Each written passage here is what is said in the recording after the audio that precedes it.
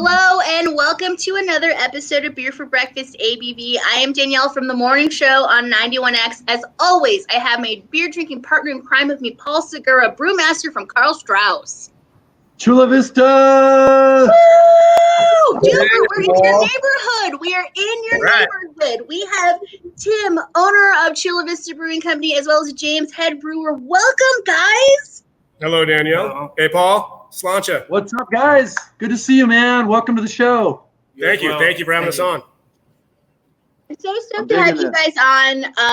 We regularly refer to Paul as Mr. Chula Vista, and I can't believe it has been this long that we have had you guys on Beer for Breakfast. Welcome. Thanks. Wait, Thanks. Who calls me Mr. Chula Vista? These guys are Mr. Chula Vista. You see, he gets humble now. Now that the actual Mr. Chula Vistas are here, now he humbles up. Well, that's coming with the second beer. James, what are we drinking for this first beer? So this first beer is my second attempt at a hazy IPA. I kept it a nice and palatable 6.5%, and I actually got this yeast strain the first time I brewed my hazy, which was probably about it was pretty much right when the lockdown happened. So I'd say mid-March, right before St. Patty's Day. I used London 3 as my yeast strain. And this time around, just because, once everybody started brewing again and firing up, it's really hard to get yeast on the fly without ordering it from White Labs. So I went to my friends at Modern Times, and they hooked me up with some of their house strain called the Juice. Mm-hmm. So that's what I use for the yeast in here. And it is pretty much all Galaxy, Simcoe, and Mosaic. All right. So Modern Times is kind of known for their hazy beers, and I'm sure their yeast is pretty active over there.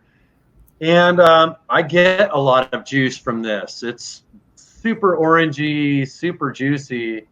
And you use like the hops that are, the cheater ones, the juicy hops, especially Galaxy. I got my hands on good Galaxy, so. Nicely done, man. This beer is excellent. A very good example of a hazy IPA. Thank you. For me, that's a huge compliment. And like I said, it's only my second time, so I will only get better from here. No,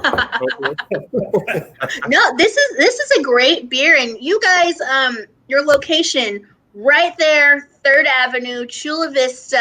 It's really impossible to miss you. What's the reception of these beers down there in Chula Vista? Totally digging it. Like I'm so removed from South Bay. I admit, anytime I have to go south of the 94, I'm like, where are we going? Right? It's usually to the amphitheater or Mexico, right? Yes. That's how it was for me too before I I joined the team here. But yeah, the reception's been very well. So right now Paul, we had 6 on tap because we ran out. We wasn't really expecting that to happen due to while in this coronavirus environment. So the reception's been very good. Can't complain about that. And Tim, how long has Chula Vista Brewing been around? We've been around for 3 years. We just hit 3 in May.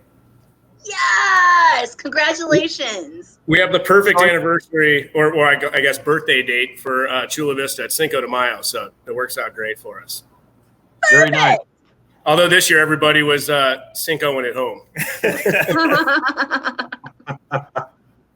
So I've actually had quite a few pretty good nights in Chula Vista Brewing Company there, man. I've seen some good bands in there. The nightlife on weekends is pretty brisk. There's always been a lot of people in there. There have been some good bands, good beers. It's a good place to hang. And I'm almost saying this regrettably, because having saying this now, I think there's going to be even people in there, or it might be harder to get in.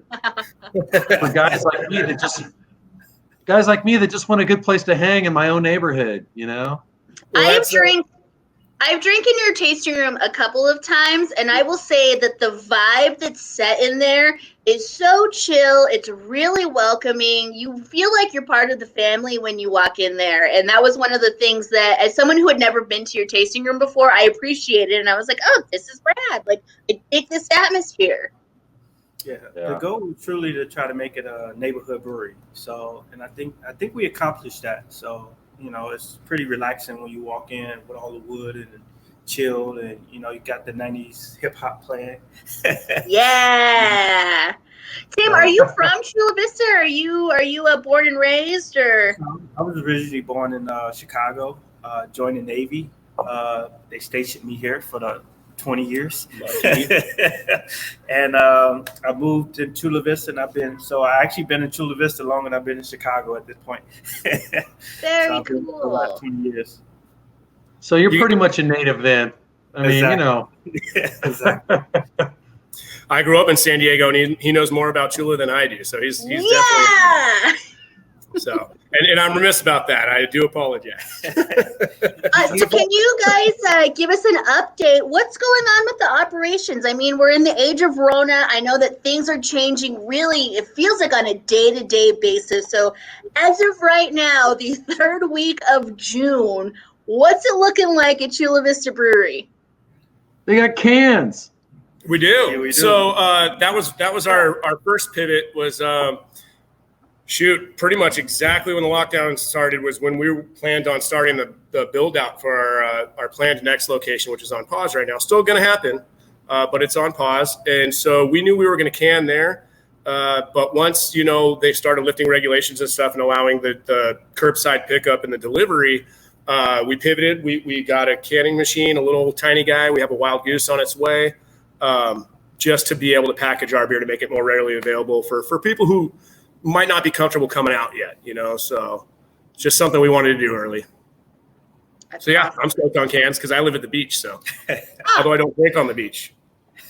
I don't drink on the beach. Me either. I totally don't walk around my neighborhood with a beer in my hand. And no way. No. Never. Right. I would never do something like that. And I'd never take them on hikes either, or put them on the front of my paddle board or anything like that. No. Nope. I mean, I did take pictures, but I wasn't drinking, right? Yeah, marketing purposes only. Exactly. All right. So I'm going to start in on the second beer because it's a bigger beer, and I love big beers. It's the Humble Double IPA at a 9.3. Am I reading this correct? Correct. And, sometimes I can't lie, it ends up at about 9.5. And that is one of our original beers from even before my time. The only thing I did to it was tweak it a little bit and change up the malts and the hops, but it's still nice and smooth. Just changed a couple techniques.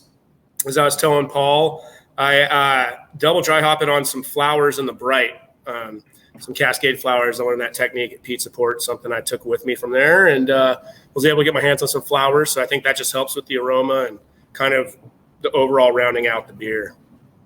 So you were very like slimy and like, with my time at Pizza Port, are you down to go down your pedigree? Because you know a thing or two about brewing, James.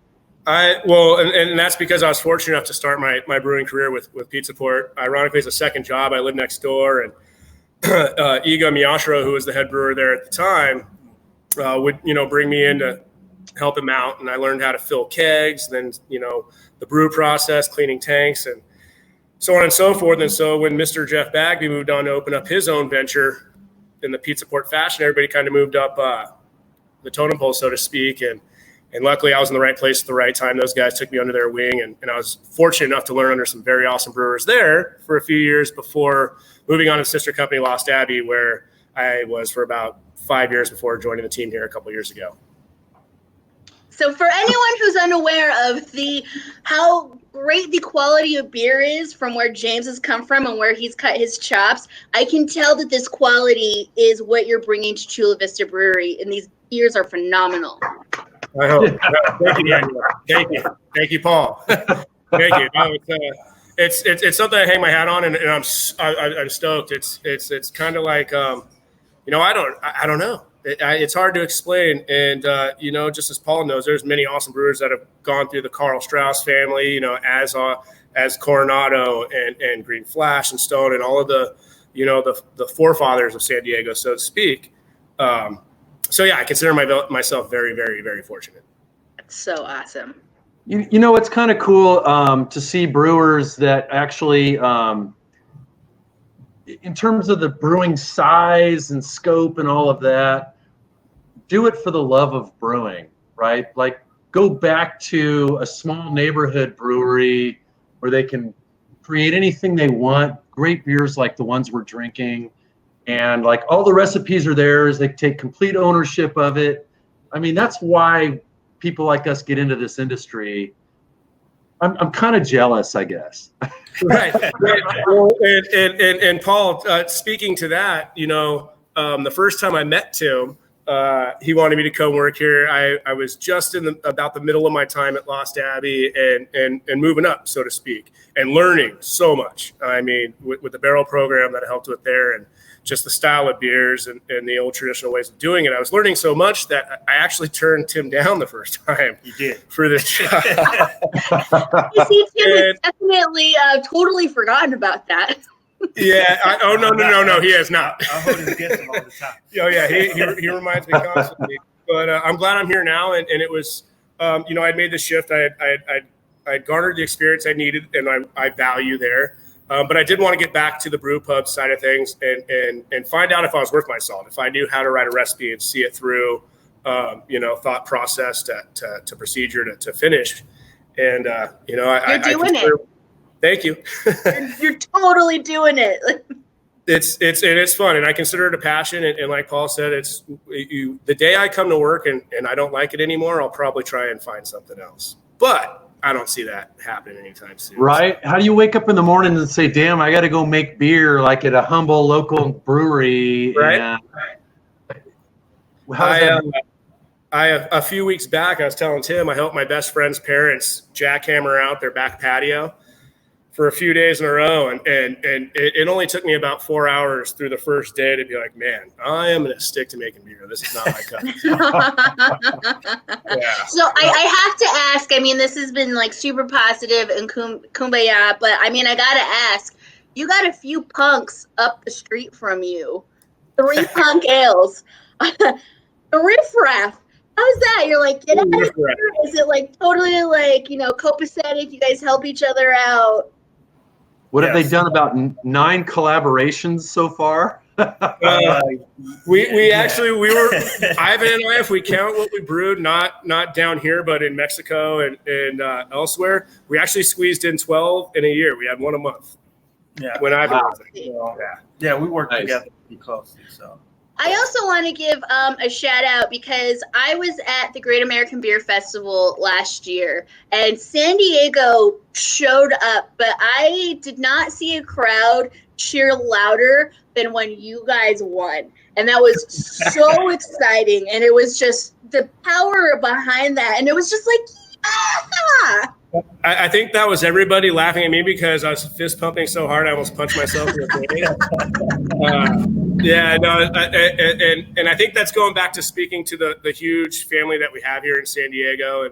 And I did have a big group of support, from the Pizza Port Lost Abbey crowd who they're like, "Did you see us?" And I'm like, "Dude, I had tunnel vision. I was just making sure I didn't trip." he didn't even realize he won. I did it first. I kind of because it was my last beer in, and I just because we were sitting right next to the screen, and we would see them pop up on the screen before. You guys were sitting in front of me. Oh, were we? Yeah, we were all passing around Thorn beers. Yes, that's right. Yeah. Thorn, Second Chance. We had OB Brewery was right in front of us. We had a good Amplified. We had a good crew. And, it was great because I kept my head down while they announced it. So everybody saw it, and they just, when everybody grabs you. And I just it was tunnel vision from there. And it was a good, I don't know what you call it. Good feeling all around. So well, you guys... I think you're being super regularly? humble. I'm sorry. No, you go. I was going to say, I think he's being super humble, like his double IPA right now. You have to be a good person to get an applause like that. I think you guys are loved by everybody, man. It's, we can't help but cheer for guys like you when you guys win a medal. Well, and it's awesome too because I have to give all the thanks in the world to Tim and Dolly. Dolly is Tim's wife. They're the owners. Obviously, we've already gone through that, but the tools and the enthusiasm and the support that they give me, I mean, even outside of the brewing, just in an all-around sense, is second to none and something I really appreciate. Thank you, Tim. I never told him that before, but no, it really does feel like a family here, and it's because we are that small. We get to stay that small, and as we grow, things will change. Almost in a positive way, I think. But it is really community based here, and when I say community, I don't even mean Chula Vista, because you guys know, Tim, Navy veteran, just retired a couple years ago after 20 in. Last year. Thank you for your service. Yes, thank you. And he and I get along great, and he gets to talk to me the way he wants to talk to me, because I also spent some time in the military, not 20 years, thank God, but I spent a few years in the Marine Corps myself. So we have a great synergy when it comes to that. And just yesterday, we had a guy in here who had been through the same units and knew some same people as Tim. And a couple weeks before that, there was a guy who served at my same unit at Miramar before me. And so it's just it's a very small world. The 6 degrees of separation that pass through here is amazing. Yeah, that's real. Yeah. Mm-hmm. Good community.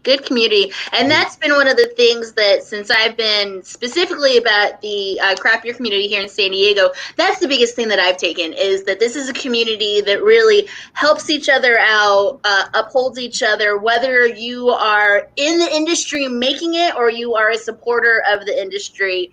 And it's just one of those things that you don't see all that often. Right. Mm-hmm.